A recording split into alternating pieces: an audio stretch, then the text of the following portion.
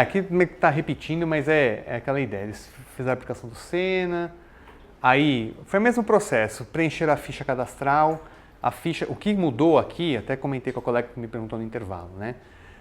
Como a gente já tinha olhado os dados deles, a ficha de inscrição e os dados de 2014, a gente propôs algumas mudanças para a ficha de seleção para 2015. E uma dessas mudanças que a gente colocou foi colocar, de uma maneira mais objetiva, 4 níveis de vulnerabilidade para cada pessoa entrevistada. É claro que ainda continua sendo uma coisa mais subjetiva, do entrevistador olhar e falar assim, esse cara é muito vulnerável, ele é pouco vulnerável, ele não é nada vulnerável, né? Mas deu um pouco mais de parâmetro para a gente poder fazer, para trazer um pouco mais essa informação para a nossa análise, né? Porque em vez de ficar uma coisa muito genérica, ele tinha que colocar ou encaixar aquela pessoa em uma das 4 caixinhas, né? Então isso foi bastante importante assim, e ajudou a gente no processo do sorteio, né? E também teve a prova de matemática aí que a gente já comentou, tá? Então, a principal mudança mesmo assim foi essa questão da vulnerabilidade aí. E a gente usou ela no... Bom, aí inscrições, aí volta alguns pontos que o pessoal comentou aí um tempinho atrás e eu fiquei de voltar, né? A gente, na verdade, tem 4 tipos de ficha de inscrição lá no Qualificação Profissional, tá? Tem aquelas que não se encaixavam no público-alvo, aí vai na questão que ele me perguntou lá do fundo, por questões referentes ou à idade ou ao relacionamento com o tráfico de drogas, fundamentalmente, tá? Então não era com uso, mas é com envolvimento com o tráfico, tá?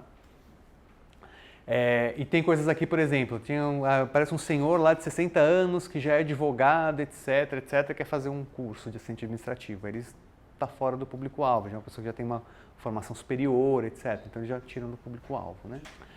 Aí tem esses, mas assim, gente fora do público-alvo. Aí tinha pessoas que eram incluídas por o que eles chamam de encaminhamento, que é desse serviço de apoio e segurança familiar, que está vinculado também à questão dos conselhos tutelares. Então são pessoas que eram encaminhadas para fazer o projeto, né? Por terem alta vulnerabilidade. E também tinha gente que já tinha feito algum outro projeto da Liga. Então, o cara já participou do projeto de 6 a 14 anos, a gente já conhece, quer que ele faça, tá? Esse cara também entra aqui. Tem os caras que não compareceram para fazer a prova de matemática, que é no dia seguinte. O cara foi lá, fez a inscrição, fez a entrevista, tudo, e não foi fazer a prova de matemática, tá? E aí tem esses caras aqui, que é quem se encaixou no público-alvo e participou de todas as etapas do processo de informação, e a gente fez a seleção aleatória em cima desse grupo aqui. Então, quem que tem fazendo o curso lá? Tem esse grupo que a gente selecionou, mas tem uns caras aqui também, ó, que são encaminhados. Esses caras a gente não podia mexer, a gente tinha que aceitar eles para fazer o curso. Qual que era a nossa preocupação? Se esses caras aqui, se for muita gente, vai complicar a análise, né? Porque a maioria vai, né?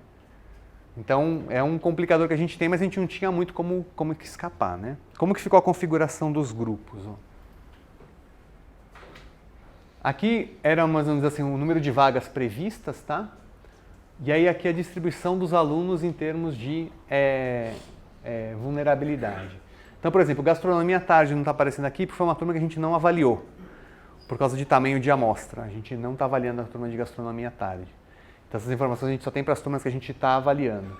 Então, você vê, as pessoas foram classificadas em 4 graus de vulnerabilidade. Aqui são os encaminhados, são aqueles que eu falei que a gente teve que colocar para dentro. Então, o maior número que a gente tem aqui são esses 8 caras aqui no assistente administrativo. Mas em geral não tem muito problema de encaminhamento. E os excluídos são aqueles caras que saíram por causa de problemas de não estar dentro do público-alvo, tá? E aí a gente vai ter uma distribuição de vulnerabilidade meio que uma distribuição meio em geral mais cara de normal, vamos dizer assim, né? Com as pontas menos pesadas e o centro da distribuição maior. Então muita gente ou como alto e baixo, mas pouco nada vulneráveis e poucos muito vulneráveis, ok? Então essa é a distribuição dos dados que a gente tinha para fazer o sorteio, né? E o que foi a ideia da gente fazer o sorteio? A ideia da gente fazer o sorteio foi manter a seleção dos participantes proporcional ao nível de vulnerabilidade dos inscritos. Então a gente mudou um pouco do que eles fariam, porque provavelmente eles iriam pegar todos esses extremos aqui, depois todos esses altos, esses caras ficariam para trás, a gente quis pegar uma coisa proporcional no sorteio, tá? E a gente fez da seguinte maneira. Bom, primeira coisa, né? Para você fazer o sorteio, existem algumas opções para você fazer, né? De que maneira você vai sortear quem vai participar ou não. A gente optou por construir pares ou trincas de pessoas, tá? De tal sorte que nesse par ou nessa trinca, as pessoas fossem muito semelhantes em algumas características que a gente observava, tá? E aí, dentro desse par ou dessa trinca, a gente fazia a aleatorização, tá? Então, a gente vai ver, a gente usou como características para observáveis o grau de vulnerabilidade dessas 4 categorias e uma nota média de português e matemática, tá? Então, a gente tornou as pessoas homogêneas nessas características, pegamos pessoas parecidas, né, parzinhos parecidos nessas características, e aí dentro do par a gente sorteou quem era o tratamento e quem era o controle, né? Qual que é a vantagem disso, né? Quer dizer, se eu tenho um atrito, que ele acontece, isso garante que o atrito não vai ocorrer de forma heterogênea nos 2 grupos, né? Então, por exemplo, suponha que agora no final do ano eu tenho um parzinho e eu não consegui entrevistar aquela pessoa do grupo de controle, tá? A entrevista do tratamento, não entrevistei a do controle, né?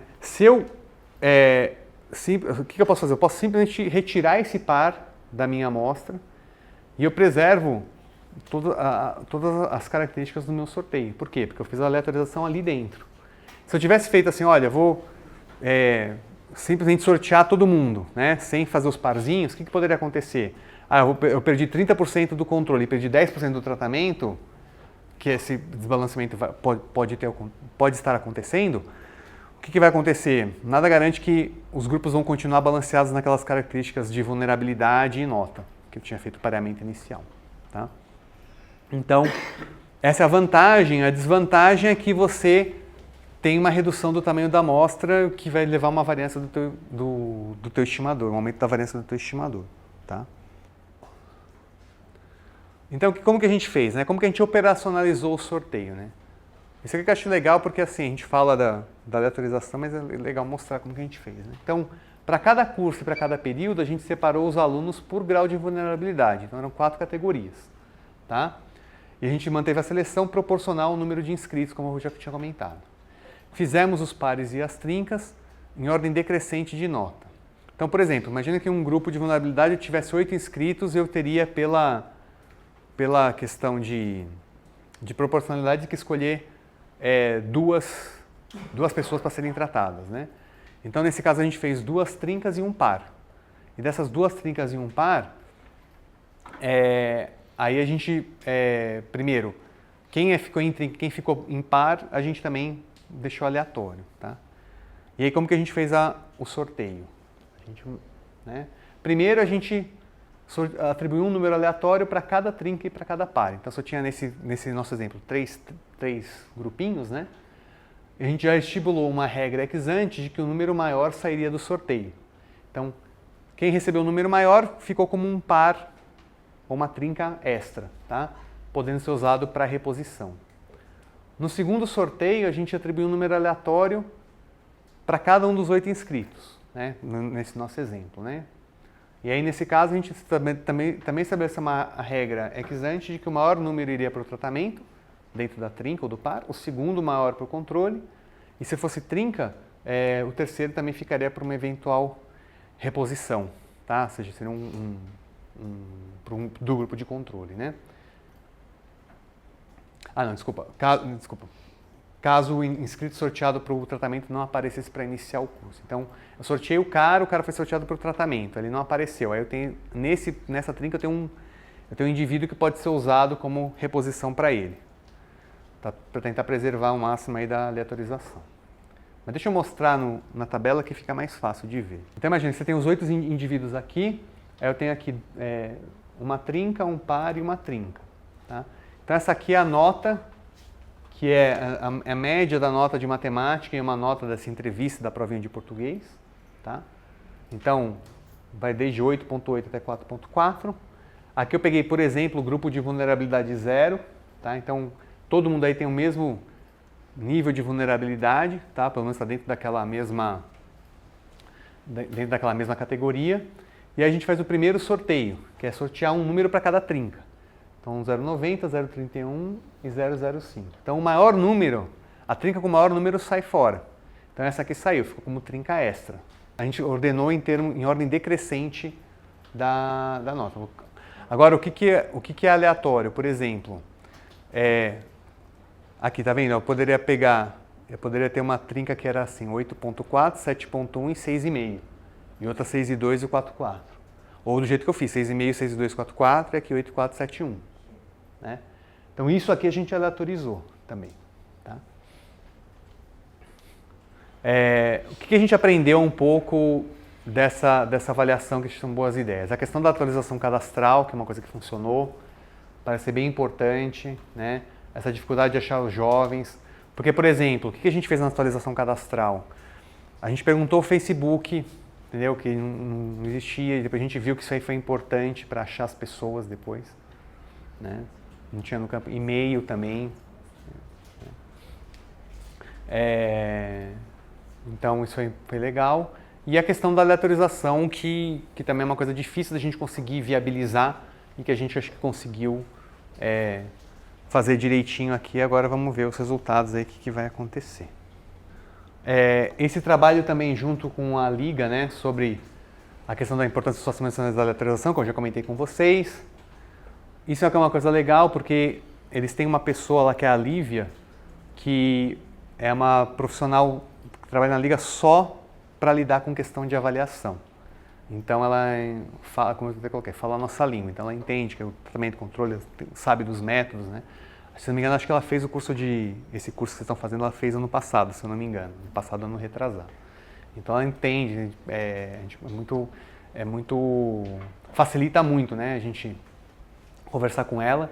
E essa questão de ganhar a confiança da equipe à frente do projeto no dia a dia. Então, a gente tem uma interação muito grande com eles. A gente está demandando informação para eles direto. Eles têm a rotina de trabalho deles do dia a dia da organização. Então, assim, eles têm que estar com boa vontade para ajudar a gente. Então, tem que ter um bom relacionamento, porque senão a nossa demanda vai ficando para escanteio, né? Então, isso é bastante importante, essa questão de ganhar confiança, que acho que a gente conseguiu fazer de modo bem legal para eles aí, né? Isso envolve também, só um comentário disso, que é, por exemplo, quando você chega no começo, assim, na primeira reunião, às vezes eles querem falar um monte de coisas para a gente, da organização, do projeto, etc., que a gente sabe que a gente não vai usar na avaliação, tá? Mas a gente tem que, tranquilo, vamos ouvir, vamos, entendeu? É questão de formação de vínculo mesmo, né? Então tem que ter paciência, tem que conversar. E é legal, porque nessas conversas você vai pegando detalhes de coisas que, eventualmente, quando você faz uma pergunta mais direta, a pessoa não te falou, né? E aí, nessas coisas que aparentemente, assim, aparentemente você não vai usar, de repente aparece alguma coisa, alguma informação importante, tá? Dificuldades, essa questão do atrito entre as pesquisas de campo, que sempre acontece, né? O fato que também alguém já comentou aí, que eles ajudam mais a gente, eles têm mais facilidade para ajudar a gente a encontrar os tratamentos que os controles, né? A gente teve, por exemplo, algumas inserções de alunos pós-início do programa sem aviso, que vinham de encaminhamentos, são casos isolados, então a gente está tendo que identificar esses caras para separar da amostra. A questão do no-show que a gente tentou minimizar, mas teve alguns casos que a gente não conseguiu, tá? Chamava a segunda pessoa que era reposição, ela também não ia, tá? Alguns casos de troca de aluno de turmas, então, por exemplo, se eu não me engano, acho que é suporte técnico, a gente estava avaliando a da tarde e a da noite não, ou vice-versa. E aconteceu, aí tinha um cara que estava na turma da tarde e no meio do curso mudou para a noite. Então o que a gente vai fazer com esse cara? Ele é tratado ou ele não é? Ele, né, estava usando, né? Então são questões que a gente está lidando agora para tentar resolver, né? E aí ali vai ser um pouco caso a caso para a gente lidar, né? E a questão de base de dados, que sempre é um problema para quem faz avaliação. E apesar da gente ter trabalhado com eles a renovação da ficha de inscrição, o que aconteceu? A gente percebeu que, por exemplo, quando eles mandaram a base de dados consolidada, já que eles já têm um sistema computacional, tinha um monte de telefone que não estava batendo. E aí a gente foi ver que, por exemplo, tinha telefones que tinham... Mas a gente tinha as fichas de inscrição digitalizadas do papel. E eles tinham riscado o telefone digitado e colocado a caneta. Então a gente conseguiu, porque a gente tinha a ficha de inscrição digitalizada, facilitar nosso processo de atualização cadastral. Mas se eu não tivesse isso, eu teria aquela informação do computador que a pessoa preencheu para se inscrever e aí mudou o telefone, enfim, a gente acabaria perdendo, né? Então é mais para ilustrar mesmo a importância de que apesar de eles terem a coisa bem organizada, houve uma certa dificuldade também nesse processo de aquisição de base de dados, certo? Aí eu separei alguns pontos importantes para a gente pensar no momento de fazer a avaliação de modo geral, não só pensando um pouco na experiência aqui da Liga, mas para reforçar com vocês, o primeiro, né, essa questão da qualidade e disponibilidade de dados cadastrais, quais informações devem conter e como armazenar. Isso é fundamental, se esse armazenamento ele é eletrônico, se não é, se está num sistema que o cara que mexe no sistema ele vai ter tempo de entrar no sistema, abrir a base de dados e te mandar, né, que informações que eu tenho lá dentro, né. A definição dos grupos de tratamento e controle, que tem tudo a ver com a definição, com o conhecimento do processo de seleção, disponibilidade das informações, né? A questão da definição dos indicadores de impacto e vamos dizer assim, e a gente fazer essa validação deles, né, com a instituição e a factibilidade da mensuração, né? A questão da pesquisa de campo, pensar bastante na construção dos questionários de interesse, né? Então aqui envolve também você fazer um pré-teste desses questionários, então eu queria comentar um pouquinho isso, que eu acho que é uma coisa interessante, né? O que acontece? Quando a gente vai pensar, você pensa assim, é fácil fazer um questionário, você vai perguntar se a pessoa está estudando, que nível que ela está estudando, se ela está trabalhando, se ela é conta própria, se ela não é. Então parece simples, né? Só que quando você vai pensar no questionário que você vai construir para um determinado público, você tem que ver se a pessoa vai entender e vai responder aquilo que você imagina que ela iria responder quando ela lê aquela questão, né? Então a gente fez primeiro uma proposta de questionário inicial e em todos os casos a gente passou por um pré-teste. Então uma amostra pequena de pessoas com aquele mesmo perfil, no caso acho que eram ex-alunos do QP, e responderam aquele questionário. E aí sempre aparecem coisas que você tem que ajustar, né? A gente tem um problema muito grande com o fluxo de questões. Então, por exemplo, você vai perguntar para ele, você trabalha? Sim ou não? Ah, você respondeu sim, você tem que responder o salário. Se é o entrevistador que ainda vai perguntar para a pessoa, é mais fácil, porque o entrevistador vai seguindo o fluxo, né? Ou se ele faz com um tablet, né, que já vai direcionando. Agora, se é um autorrelato da pessoa preencher o questionário, a gente tem que ter muito cuidado com a maneira como você faz esse questionário para minimizar a chance de erros de fluxo, né? Porque a pessoa não tem esse entendimento, ela não está acostumada a preencher aquilo. Então ela não entende, ela fala, eu trabalho, sim ou não? Aí tem uma questão embaixo de salário, de repente ela acha que é a renda da casa e preenche alguma coisa lá. Então você começa a ter alguns furos. Então é muito importante o pré-teste para tentar pegar questões desse tipo, né? E explorar o uso de bases secundárias, vou falar disso aqui um pouquinho mais para frente, tá? Tudo bem, gente? Tá claro? Deu para pegar? Isso foi o overview de uma avaliação que está, vamos dizer assim, do meio para o final. O que falta a gente fazer? Analisar todos esses dados, analisar todos esses problemas que aconteceram aqui de pessoal que desistiu, o que nós vamos fazer com essa turma toda e fazer todas as análises aí. Ver como que foi o atrito, se teve seleção, se a gente perdeu muito parzinho, muita trinca, enfim. Vamos ver o que a gente... Mas aí ainda não temos essas respostas, tá?